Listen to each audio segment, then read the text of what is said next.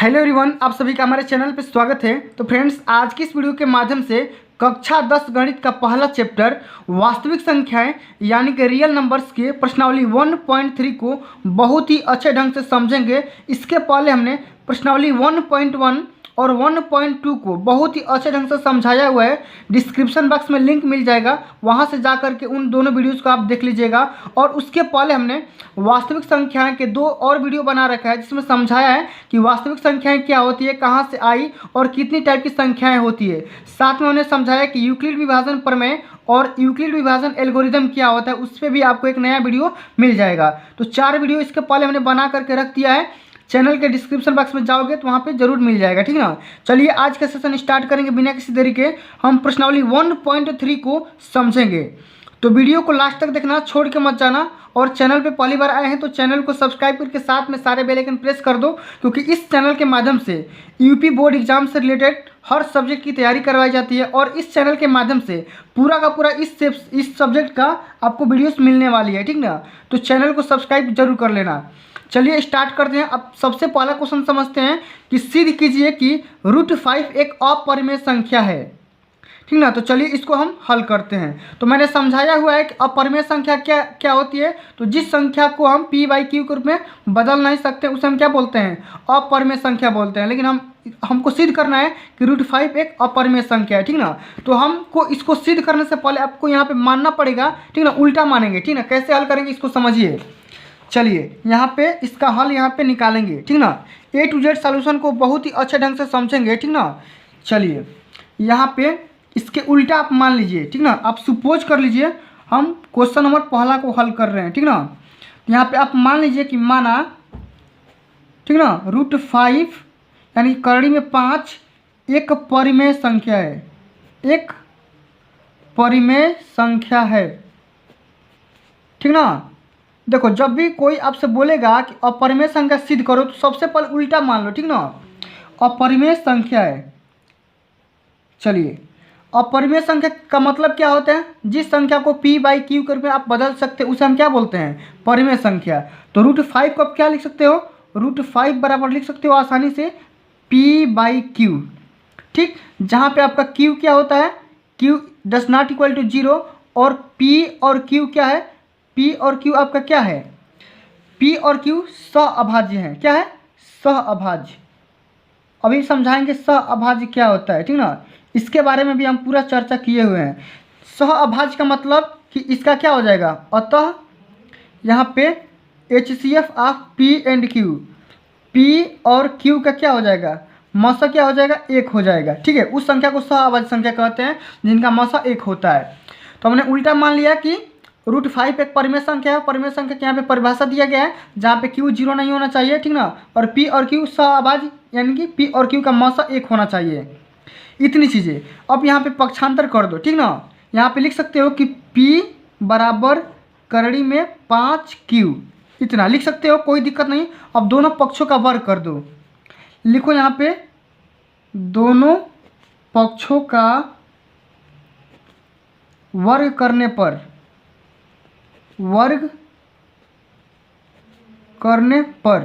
A to Z हम यहाँ पे समझेंगे, ठीक ना। परेशान नहीं होना है, आराम आराम से हम चीज़ों को हल करेंगे, ठीक ना। चलिए तो वर्ग कर दीजिए। तो ये कितना हो जाएगा, p² बराबर हो जाएगा ये करड़ी में 5q का होल स्क्वायर, इस तरीके से। तो क्या हो जाएगा आपका p² बराबर 5q²। इतना चीज़ हो गया। इसको आप इक्वेशन फर्स्ट मान लो, ठीक ना। अब यहाँ पे देखो p², यहाँ पे देखो, यहाँ पे 5 क्या है, गुणा के रूप में है, ठीक ना। तो यहाँ पे इसको क्या करोगे, भाग के लेके जाओगे तो क्या करेगा, यहाँ पे लिख सकते हो कि चूंकि जो आपका p² है क्या है, 5 से विभाजित है, ठीक ना। यहाँ पे क्या लिखोगे, विभाजित है। विभाजित मतलब कि भाग चला जाए, ठीक ना, कट जाए। p² 5 से कट जाएगा, ठीक ना। इस तरीके से जब p² किसी भी संख्या का अगर वर्ग कट जा रहा है तो खुद संख्या भी यहाँ पे कट जाएगी। तो यहाँ पे लिख सकते हो कि इसलिए p भी, यहाँ पे लिखोगे p भी 5 से विभाजित होगा, ठीक, विभाजित होगा, ठीक। अब यहाँ पे देखो, अब यहाँ पे चीज़ एक और लिखो, यहाँ पे लिखो अब आप मान लो कि p बराबर 5r, ठीक ना। एक चीज़ मान लो p बराबर 5r। अब यहाँ पे फिर दोनों पक्षों का वर्ग कर दो। वर्ग करने पर जब वर्ग करोगे तो क्या हो जाएगा, ये पी स्क्वायर बराबर 5r², यानी कि पी स्क्वायर बराबर क्या हो जाएगा 25r² हो गया इतना चीज़। अब यहाँ पे देखो, यहाँ पे समझो p क्या हो जाएगा यहाँ से, तो यहाँ से देखो जब पी स्क्वायर का यहाँ पे मान रख दो इक्वेशन फर्स्ट से, ठीक ना, तो यहाँ पे लिख दो कि पी स्क्वायर का मान रखने पर, ठीक, और पी स्क्वायर का मान रख दो 5q², ये हो जाएगा 5q² बराबर क्या हो जाएगा 25r²। अब यहाँ से 5 से 5 कटा दो तो कितना आ जाएगा q² बराबर 5r²। तो फिर भी यहाँ से अब फिर यहाँ से लिख दो वही बात कि चूँकि p² जो 5 से विभाजित है, तो यहाँ पे लिख दो कि चूँकि यहाँ पे q² 5 से विभाजित है, 5 से विभाजित है, ठीक, विभाजित है। तो जब किसी भी संख्या का वर्ग, यहाँ पे देखो जैसे मान लो अगर 9 3 से विभाजित है, यानी कि 9 किसका वर्ग है 3 का वर्ग, तो अगर 3 का वर्ग 3 से विभाजित तो 3 भी 3 से क्या होगा विभाजित होगा, मतलब भागा लग जाएगा, ठीक ना, इस तरीके से। तो q भी क्या होगा, q भी 5 से विभाजित होगा, क्या होगा विभाजित होगा, इतनी चीज़ें। अब यहाँ पे देखो चूँकि हम दोनों को हम दर्शा दिए कि p और q भी क्या होगा 5 से विभाजित होगा, अतः यहाँ पे देखो, अतः p और q का जो मसा होगा यानी कि HCF होगा, क्या हो जाएगा यहाँ से, यहाँ पे 1 के बराबर नहीं होगा, ठीक ना। अब देखो दोनों p भी 5 से विभाजित है, q भी 5 से विभाजित है, तो p और q का यहाँ पे मसा क्या आ जा रहा है 5 आ जा रहा है, जो कि 1 के बराबर नहीं है। समझ रहे बात को कि नहीं। अब यहाँ पे इतना समझ गए, तो अब ये 1 के बराबर नहीं है, और यहाँ पे हमने माना था कि इसका मौसम जो होता है एक होता है, यहाँ पे देख लो। तो अतः जो हम अधौरा ये माने थे ये क्या हो जाएगा गलत हो जाएगा, ठीक ना। तो यहाँ पे हम लिखेंगे अतः हमारी अवधारणा विरोधाभास,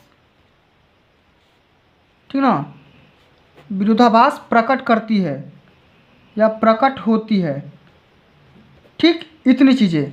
अब जब विरोधाभास हो रही है तो जो भी चीज़ माने थे वो गलत माने थे, तो अतः यहाँ पे लिख दोगे कि करनी में 5 क्या हो जाएगा, अर्थात यहाँ पे लिख दोगे अर्थात करनी में 5 एक परिमेय संख्या है, अपरिमेय संख्या है, ठीक ना, अपरिमेय संख्या है। इस तरीके से आपको हल कर देना है, ठीक ना। इतना स्टेप आपको फॉलो करना पड़ेगा। समझ गए बात को।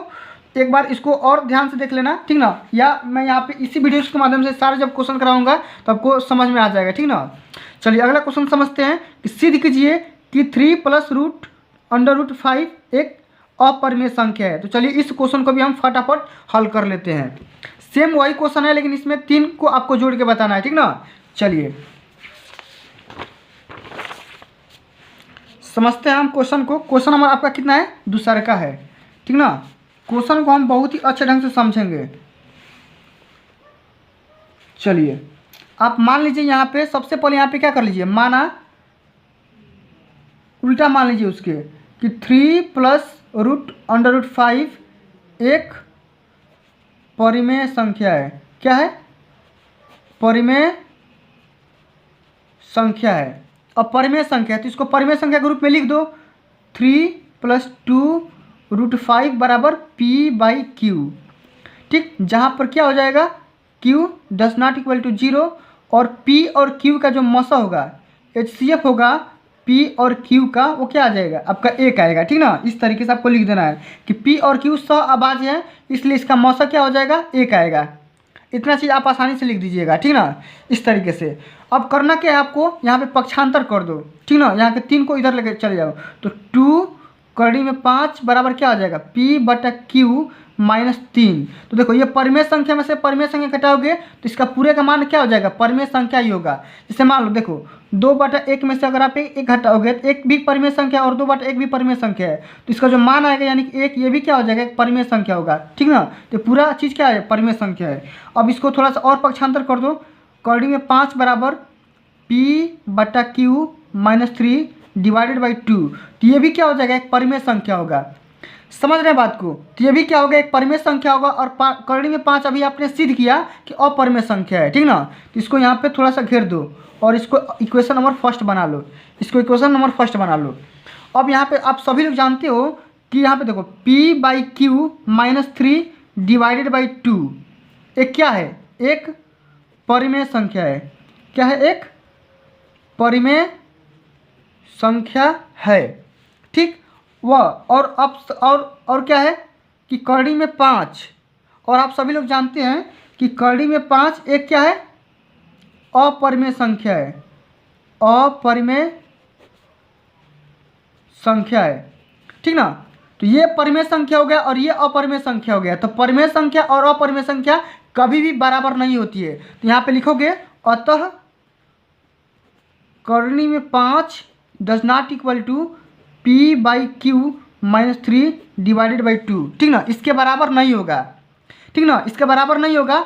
अब इसके जब बराबर नहीं होगा तो जो आप अवधारणा माने थे ये वाला कि परिमेय संख्या होगा, ये गलत हो जाएगा, ठीक ना। तो यहाँ पे लिखोगे अतः, यानी कि लिखोगे अर्थात हमारी अवधारणा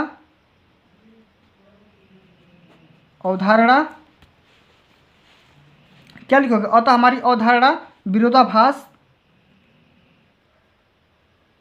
विरोधाभास प्रकट होती है, ठीक ना। इस तरीके से अर्थात यहाँ पे लिख दोगे, अर्थात 3 + 2 करड़ी में 5 एक क्या है, अपरिमेय संख्या है, अपरिमेय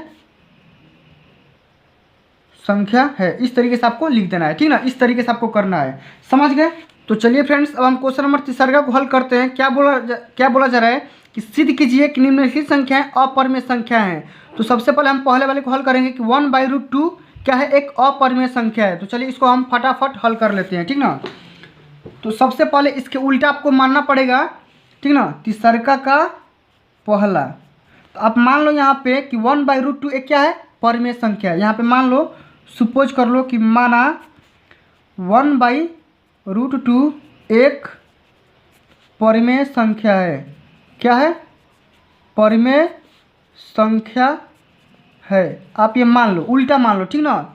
लास्ट में इसको सिद्ध करके दिखा देंगे। और परिमेय संख्या का पहचान क्या होता है कि 1/√2 बराबर p/q, जहाँ पर q आपका क्या होना चाहिए, 0 के बराबर नहीं होना चाहिए, और p और q का जो मौसा होना चाहिए वो कितना होना चाहिए, 1 होना चाहिए। जो इसका मौसा होना चाहिए 1 होना चाहिए, ठीक ना। इतनी चीज़ें। अब यहाँ पे चीज़ों को गुणा कर लो पक्षांतर करके, तो q बराबर क्या आ जाएगा आपका, q बराबर क्या आ जाएगा आपका, √2p, इतना चीज़। q बराबर √2p आ गया। अब करना क्या है, दोनों पक्षों का वर्ग कर दो। वर्ग करने पर, वर्ग करोगे तो क्या आ जाएगा आपका, समझो, वर्ग करोगे तो ये आपका आ जाएगा q² बराबर ये आ जाएगा 2p², इतनी चीज़ें। तो यहाँ पे लिखोगे चूँकि q² 2 से विभाजित है। कैसे है देखो, इसको एक और तरीके से लिख सकते हो कि q² बटे में 2 बराबर यहाँ पे p²। और देखो यहाँ पे p² जो आ रहा है ये भी परिमेय संख्या आ रहा है। तो इसका मतलब कि जो q है ये पूरा 2 से विभाजित हो जा रहा है, ठीक ना। तो अगर किसी भी संख्या का वर्ग अगर 2 से विभाजित हो जा रहा है तो खुद संख्या भी 2 से क्या होगी, विभाजित होगी। तो इसलिए q भी यहाँ पे लिखोगे, इसलिए q भी 2 से विभाजित होगा, ठीक ना। 2 से क्या होगा, विभाजित होगा, इस तरीके से। अब जब 2 से विभाजित होगा तो सबसे पहले आप यहाँ पे देखो एक चीज़ और यहाँ पे मान लो, ठीक ना। q बराबर यहाँ पे मान लो कि q बराबर, यानी कि आप मान लो, अब यहाँ पे मान लो, अब q बराबर यहाँ पे मान लो कि 2 × r मान लो, ठीक ना, 2 × r मान लो, सपोज कर मान लो, ठीक ना। यहाँ पे इतनी चीज़ें। अब करना क्या है, इसका वर्ग कर दो, इसका वर्ग कर दो तो कितना आ जाएगा, q² बराबर यहाँ पे देखो कितना आ जाएगा, 4r²। फिर यहाँ पे लिखो चूँकि q², यहाँ पे देखो करना क्या है आपको, सुनिए, सबसे पहले आपको क्या करना क्या है, यहाँ पे जो क्यू स्क्वायर का मान यहाँ पे 2p² है, इसको आप इक्वेशन फर्स्ट मान लो, और इसी क्यू स्क्वायर का मान इस इक्वेशन में रख दो, तो 2p² यहाँ पे रख दो, ठीक ना। 2 × p² रख दो, बराबर क्या आ जाएगा 4 × r²। अब यहाँ से देखो 2 से 2 बार यहाँ पे कैंसिल हो जाएगा, तो यहाँ पे क्या लिख सकते हो कि p² बराबर यहाँ पे 2r²। इतनी चीज़ें। फिर यहाँ पे लिखोगे चूँकि p जो है p² 2 से विभाजित है, 2 से क्या है विभाजित है, ठीक। और जब ये 2 से विभाजित है तो इसलिए p भी क्या होगा, p भी 2 से विभाजित होगा। समझ रहे हैं बात को, विभाजित होगा। इतनी चीज़ें। जब अब यहाँ पे देखो p और q 2 से विभाजित हो गया, मतलब दोनों 2 से विभाजित है, इसका मतलब कि p और q का मौसा 2 आ रहा है, और यहाँ पे मौसा क्या यहाँ पे आ रहा था 1 आ रहा था। अभाज्य का मतलब मौसा यहाँ पे 1 आ रहा था। तो जो अभी हम यहाँ पे कथन माने थे इसका उल्टा हो रहा है, ठीक ना, विरोधाभास हो रहा है। तो यहाँ पे आप लिखोगे क्या, लिखोगे यहाँ पे क्या लिखोगे, अतः यहाँ पे लिखोगे अतः HCF of P and Q does not equal to 1, ठीक। तो यहाँ पे लिख दोगे अतः हमारी अवधारणा विरोधाभास प्रकट होती है, ठीक ना। अर्थात यहाँ पे लिख दोगे कि 1/√2 एक अपरिमेय संख्या है। क्या है, अपरिमेय संख्या है, ठीक ना। जब विरोधाभास हो रही है तो ये अपरिमेय संख्या है, यही आपका क्या हो जाएगा, प्रूफ हो जाएगा। चलिए अब हम क्वेश्चन नंबर अगला को तो समझते हैं कि 7 कड़ी में 5 सिद्ध करना एक अपरिमेय संख्या है। तो इसको भी हम फटाफट हल कर लेते हैं, ठीक ना। यहाँ पे समझते हैं तीसरका का दूसरका वाला ये क्वेश्चन है, ठीक ना, कि हमको यहाँ पे 7 कड़ी में 5 को अपरिमेय संख्या प्रूव करना है। तो मान लो कि माना 7 कड़ी में 5 एक क्या है, परिमेय संख्या है। सबका प्रोसेस सेम है, ठीक ना। अब आप समझ गए होंगे परिमेय संख्या है। चलो जब परिमेय संख्या मान लिए तो इसका कहने का मतलब क्या हो जाएगा, 7 कड़ी में 5 बराबर p/q हो जाएगा, जहाँ पर q does not equal to 0 और p और q का, ठीक, HCF क्या आना चाहिए, 1 आना चाहिए, हमेशा 1 आना चाहिए। समझ रहे हैं बात को। चलिए अब यहाँ से गुणा कर लो, तो इसको डायरेक्ट भेज दो। करनी में 5 बराबर क्या हो जाएगा, करनी में 5 बराबर हो जाएगा p/7q, ठीक। दोनों पक्षों का वर्ग कर दो, वर्ग करने पर वर्ग करोगे तो ये 5 बराबर क्या हो जाएगा p/49q, ठीक। अब यहाँ पे देखो, सुनो समझो बात, यहीं पे देखो p/q क्या है, परिमेय संख्या है, और आप सिद्ध किए थे कि करनी में 5 क्या है, अपरिमेय संख्या है। तो कभी भी परिमेय संख्या और अपरिमेय संख्या आपस में बराबर नहीं हो सकती है, और किसी भी परिमेय संख्या को जब भाग करोगे 1 से चाहे 2 से चाहे 7 से, तो उसका मान भी क्या आएगा, परिमेय संख्या है। तो यह आपका आ गया परिमेय संख्या, ये आपका क्या आ गई, परिमेय आ गई, और ये आपकी क्या आ गई, अपरिमेय। आप प्रूफ किए हो, ठीक ना। तो कभी भी परिमेय और अपरिमेय मतलब कि बराबर नहीं होती है। तो आप इसको पूरा स्टेप बाय स्टेप ऐसे भी कर सकते हो, चाहे यहाँ से भी दर्शा सकते हो, ठीक ना। इस तरीके से हल करके बता सकते हो। समझ गए बात को, कि जो ये आपका है, ये देखो ये करनी में 5 क्या है, अपरिमेय संख्या, वर्ग किए तो ये क्या आ गई, परिमेय संख्या, और परिमेय संख्या और परिमेय संख्या दोनों बराबर हो गई। तो आप मान लोगे कि जो अभी हम माने थे, हम जो भी हमारी अवधारणा माने थे गलत आ रही है, ठीक ना, गलत आ रही है, प्रूफ नहीं हो पा रही है, ठीक ना। तो इस तरीके से आप यहाँ पे सिद्ध कर सकते हो कि करनी में 5 जो होगा डज नॉट इक्वल टू यहाँ पे p, ठीक ना, बट्टे में 7q, ठीक ना, यानी कि परिमेय संख्या के बराबर नहीं आ रही है, इसके बराबर नहीं होगी, ये हमने गलत माना था। अतः यहाँ पे लिख दो कि अतः जो हमारी 7 करनी में 5 है, ये क्या है, अपरिमेय संख्या है, अपरिमेय संख्या है। इस तरीके से आप हर चीज़ को लिख सकते हो कि क्या है, प्रूफ किया हो कि ये परिमेय है, और ये क्या आ रही है, परिमेय संख्या आ रही है। और कभी भी परिमेय, ठीक ना, कभी भी परिमेय संख्या अपरिमेय संख्या के बराबर नहीं होती है, ठीक ना, अपरिमेय संख्या के बराबर नहीं होती है। इस तरीके से आपको प्रूफ कर देना है। चलिए अब हम अगले नंबर क्वेश्चन को हल करते हैं कि 6 + √2 कैसे अपरिमेय संख्या है, ठीक ना। इसको अभी हम समझ लेते हैं। तो चलिए ये आपका लास्ट क्वेश्चन होगा, ठीक ना, इसको भी हम फटाफट देख लेते हैं। तो सबसे पहले आप क्या करोगे, यहाँ पे मानोगे कि माना, यहाँ पे लिखोगे माना ये आपका तीसरा नंबर क्वेश्चन है, ठीक ना, कि माना 6 प्लस रूट 2 एक परिमेय संख्या है। क्या है? एक परिमेय संख्या है।